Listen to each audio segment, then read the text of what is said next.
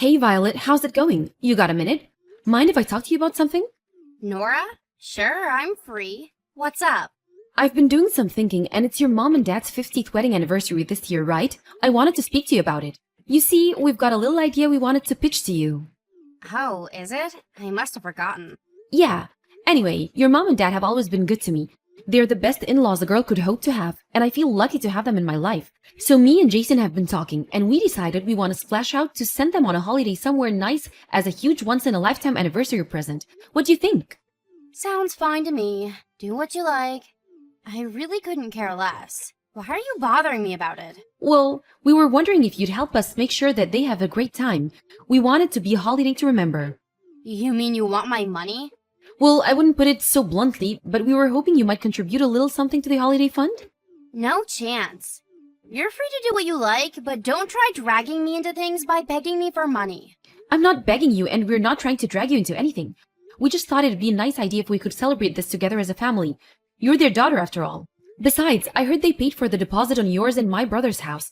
What better way to thank them for being such amazing parents than to send them on a trip of a lifetime for their golden wedding anniversary? The deposit? Phew, it was only a measly $20,000. They hardly broke the bank. Fine, okay. Would you at least mind riding in a cart for them?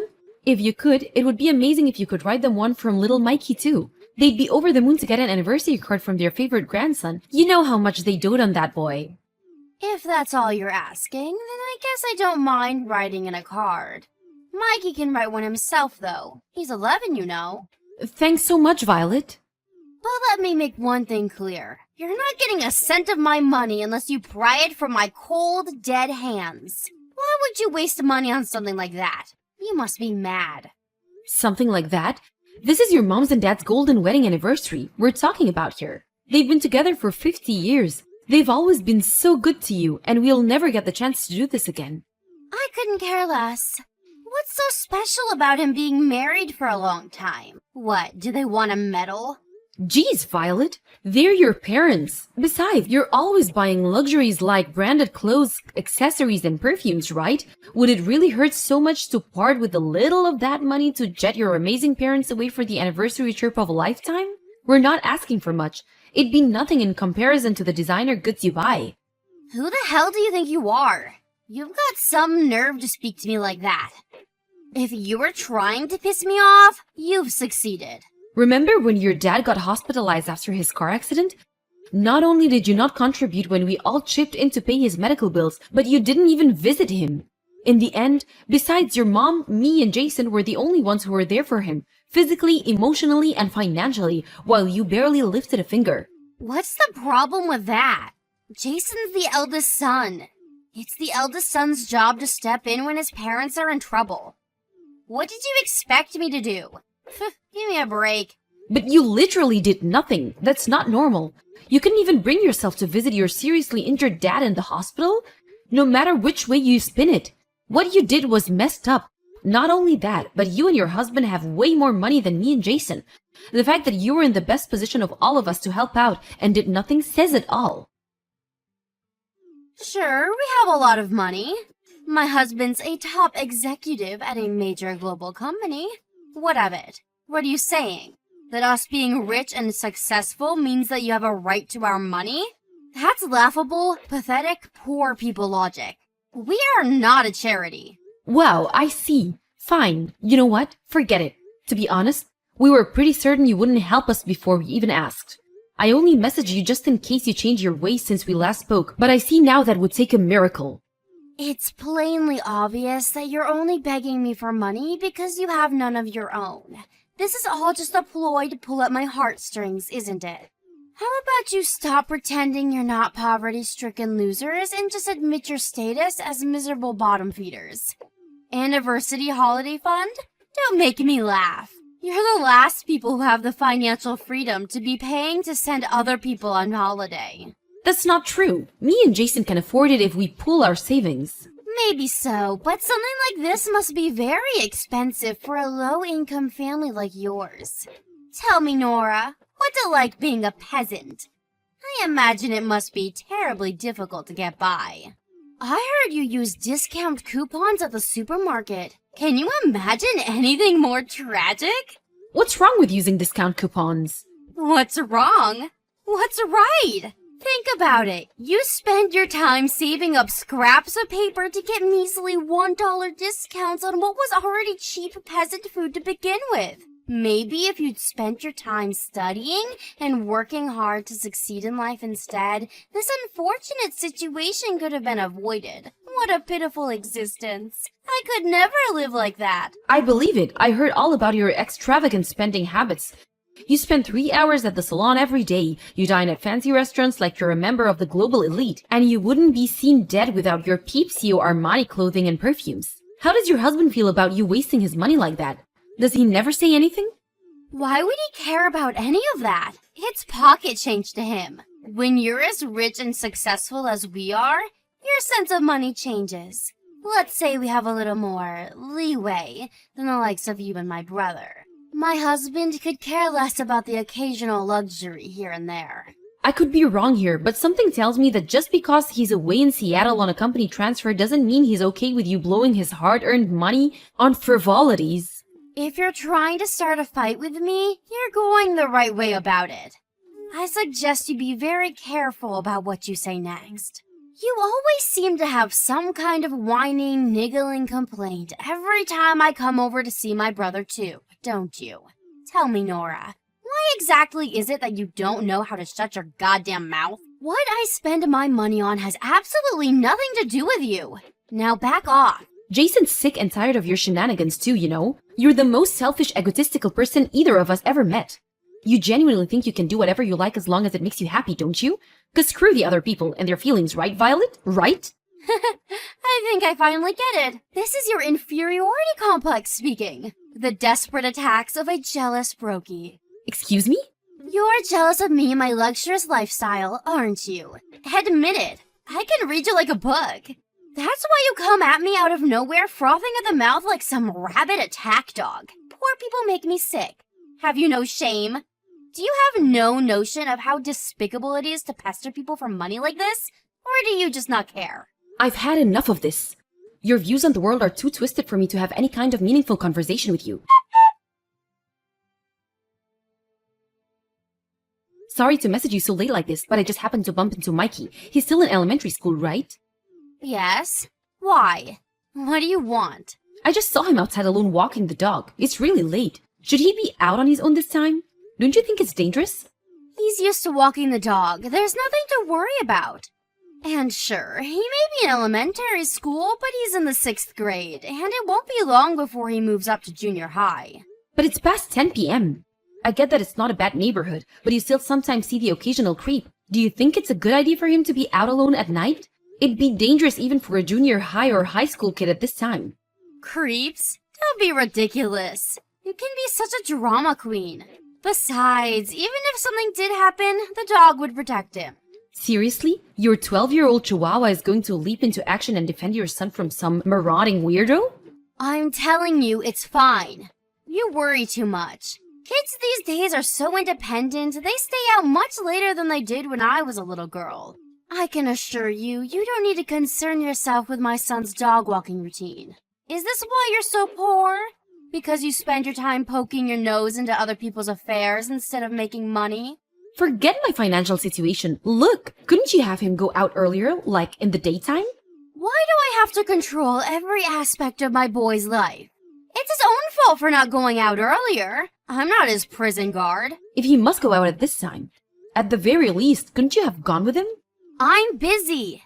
Anyway, it has nothing to do with me. My son's in charge of all things dog-related. He's the one who said he wanted a dog, so it's only right that he takes care of it.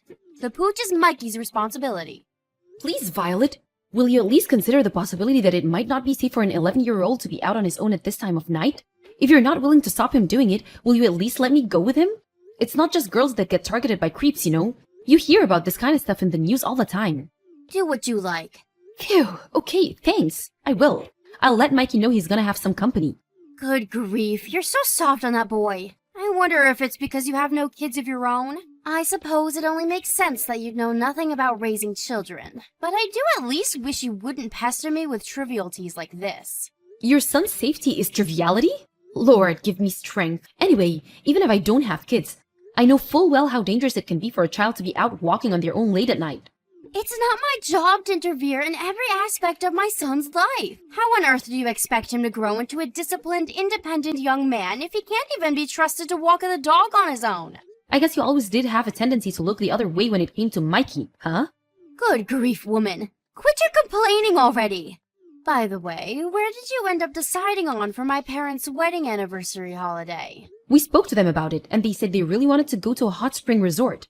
We did some research on the best spots in America, and we're thinking of sending them to a famous resort in California. Oh, that close? You could have at least sent them further away. Are you aware we live in Washington, my dear? They'll barely feel like they've moved. I suppose I should have seen this coming. What with you being extremely poor and all. I mean, California, seriously? Everyone knows that when it comes to hot springs, there's only one place to be. Oh wait, could it be you couldn't afford to send them there? Go on, enlighten me. Where would you send them? The land of the rising sun, Japan, duh! If you couldn't afford that, you could have at least sent them some other place abroad. You know, like Hawaii or Guam. To think you'd send them 2 states away. My poor parents must be so disappointed. But they said they wanted to go to a hot spring resort. They probably just knew if they said that, you'd send them on a cheap trip to California and not take too much of a hit financially. They were only doing it out of consideration for you. They're aware of how poor you are and didn't want to put you in an awkward situation. It's amazing, really. You make this big show and parade about treating them like royalty for their golden wedding anniversary and then send them to California. If you're gonna celebrate, at least do it properly. Okay, Mrs. Travel Expert, tell me, what does celebrating properly look like? I just told you, going abroad. Take me, for example. I have 3 trips abroad planned for this year alone. I'm going to Dubai for the summer. That's great, Violet. Good for you. Somewhere exotic like Dubai might be a really attractive holiday destination to a seasoned veteran like you.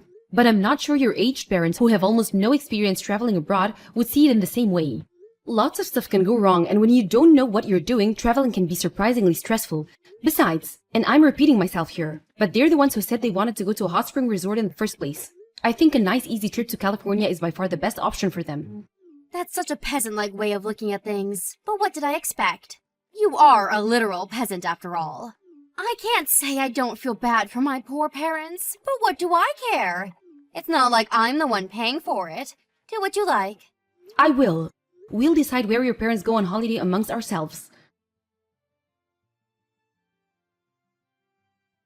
What the hell's going on here? I could ask you the same thing. What the hell do you want? When I went to the supermarket just now, I passed through your neighborhood. The supermarket? Oh no, you don't mean that budget supermarket for poor people a few blocks away, do you? You went again today? Are you gonna spend your whole summer vacation trading in poverty coupons for discount peasant slop at that shabby supermarket? I hesitate to call it a supermarket. Poop market would be more appropriate. Hilarious, Violet. Well done. There's absolutely nothing wrong with buying food with discount coupons at a bargain supermarket during summer vacation, and that's the hill I'm willing to die on. Forgive me. I should have known you can't afford to go on holiday. I see you're just as broke as ever. I know it might seem like I'm harsh with you sometimes, but to tell you the truth, I actually feel sorry for you. You feel sorry for me? At least I'm not such a scumbag I'd leave my poor son on his own while I jet off on holiday. Huh? Mikey was sat all on his own on your front porch. He was sat shivering in his tattered, worn-out clothes while cuddling the dog for heat. He said he was waiting for you to come home. Apparently you told him you were going to work? You saw Mikey? What on earth were you doing at our house? I won a toy car from a lottery event I got entered into with one of my coupons. I thought Mikey would love it, so I stopped by to give it to him. I didn't want to disturb you, so the plan was just to leave it on the front porch for him to find. That's when I found him sat there all on his own. I could barely believe my eyes. Oh, I see. Well, give him the toy and get lost. You don't need to worry about my son. I thought you were supposed to be going away for summer vacation as a family. Why did you leave Mikey on his own? Not only that, but you lied to him and said you were going to work, so he thought you'd be back soon. What the hell do you think you're playing at? This is unacceptable. Who told you we were going on holiday as a family? Seems to me like you just assumed it based on nothing. If you must know, I'm on holiday with my friend. The only reason I told Mikey a little white lie is so he'd watch the house without kicking up a fuss about not being able to see me for a while. What? You intentionally deceived your son and you see no problem with that? Sure, as soon as I mentioned work, he just gave in and accepted. If I'd have told him I was going on holiday to Dubai with my girlfriend, he'd only have gotten jealous and thrown a tantrum because he wanted to come. I can't believe you. How long has it been since you left for Dubai? Have you no shame? How could you leave your 11-year-old son on his own like this? Take a chill pill, sweetie. He's more than capable of watching the house on his own at his age. Maybe, just maybe I could understand if you left him for a single day if you had urgent business to attend to. But to leave him on his own while you fly aboard to go on a freaking holiday? Who does that? Does he at least have enough food or money to buy some? He was absolutely starving when I found him. I'm sick of your incessant whining. Would you put a lid on it already? Of course he has everything he needs. What do you take me for? Oh, I don't know. The kind of person who leaves their son on his own to fly halfway across the world to sunbathe with her girlfriend? Besides, I know you're lying. He asked me to look at the inside of the house. It was hard to see anything beyond the mountains of maggot-infested garbage, and I definitely didn't see anything resembling money or edible food. Who do you think you are? How dare you enter my house without my permission? I'm taking Mikey back to our house. The dog, too. I'm gonna run him a nice warm bath and cook him some supper. He doesn't look like he's eaten anything in days. Quit sticking your nose into my family's business. You'll do no such thing. I'm not listening to a word you say. I feel so sorry for Mikey. I can barely bring myself to look at him in this state. His clothes are worn out. His face has no color. I've seen healthier-looking homeless people. Don't worry about us. Just carry on enjoying your precious holiday. I wouldn't want you getting an uneven tan on my behalf. Goodbye. You better have taken my son back to his home where he belongs. Did you? Yes, I took him back home. He's with your husband. What? My husband came back from his work transfer? Little Mikey was in such a horrible state, I had no choice but to call him. When I explained the situation, he apologized and said he'd be on the next flight home. I didn't have his number, so I had to call your mom first. No! What have you done? How many times did I tell you not to stick your nose in my goddamn business? You will pay for this! I must say, it looks like someone's been a very naughty girl. Your husband had no idea about your trip to Dubai, did he? But I did tell him I'd be away from the house for a little while. Maybe so, but you lied again, just like you always do. He said you told him you were going on a business trip. What's worse, you told him you were hiring a babysitter so he didn't need to worry about Mikey being on his own. That's what you told him, isn't it, Violet? Lies, lies, and more lies. I gotta say, I've never seen your family this angry before. No. I didn't mean to hire a babysitter. That wasn't a lie. But she canceled on me at the last minute. That dumb girl. None of this would be happening if she'd just done her job like we agreed. I had no time to find another one, and my flight was due to leave, so I had to leave Mikey to watch the house on his own. You didn't have to take him like that. He's used to watching the house. He would have been fine without your meddling. He was starving, Violet. He said all he had left to eat was some candy that he was rationing because he had no idea when you'd be back. Him shivering on the porch cuddled up to the dog like that was the most heartbreaking thing I've ever seen. How could you do that to your own son? I told you I left him some food. He probably just ate it all on the first day. That's hardly my fault. Really? I wonder if it might have had something to do with you lying that you were going to work. He probably expected you to come back that night. Besides, there's no way you left him enough to cover your entire holiday. Now, to change the subject a little, your husband says he noticed you've been blowing his money by indulging in every possible luxury under the sun. You've been lying to him this whole time. What are you talking about? Your wasteful spending habits, obviously. You covered up your husband's rapidly shrinking bank balance with a pack of shameful lies. Repair costs for the roof, money for Mikey's medical bills.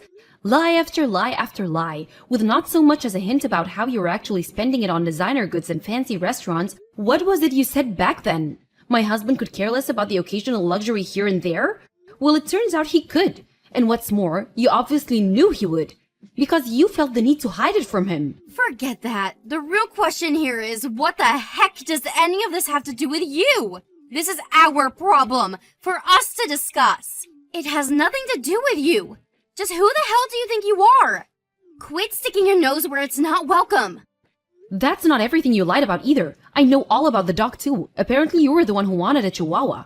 But you got bored of looking after it a few months after you bought it, so you stopped caring for it altogether. Leaving Mikey, who thankfully, unlike you, is a decent human being with a heart, to care for it all on his own. How does it feel knowing your 11-year-old son has more sense of responsibility than you? I get it. My brother Jason's probably mad at me, isn't he? I bet this is all coming from him. Admit it, you're just his mouthpiece. Here's what I'm going to do. I'm going to come over and see him as soon as I get back from Dubai, and I'll hear out everything he has to say. Can you please tell him to put a lid on this endless whining for the time being? Jason's far from being the only one who's mad with you. I'm acting your husband's mouthpiece here too. My husband? Mad doesn't do it justice. This goes beyond mere anger. He's absolutely livid. I've never seen him like this. And who can blame him? You've behaved despicably, forced to jump on the next flight home on a moment's notice from his work transfer out of state after finding out his pathological liar of a wife abandoned his son to jet off to Dubai, probably causing all sorts of problems for his company. And if that wasn't bad enough, he then realizes she's been spending his money like it grows on trees behind his back for God knows how long. Is he really that angry? He's so infuriated he looks ready to explode at any moment. He's even saying divorce is on the table. What? Divorce? Isn't that a bit drastic? Why would he go straight to divorce? Surely we can talk this through. I don't know. Jeez, whatever could it be? Maybe it has been something to do with him messaging you every day to ask how Mikey was doing, and you telling him barefaced lies by pretending you were actually with him, and that he was absolutely fine? I don't know, Violet. Do you think it could be that? Maybe? Just maybe? You obviously knew what you were doing was wrong. Otherwise, you wouldn't have lied about it. Wrong! Mikey really was fine!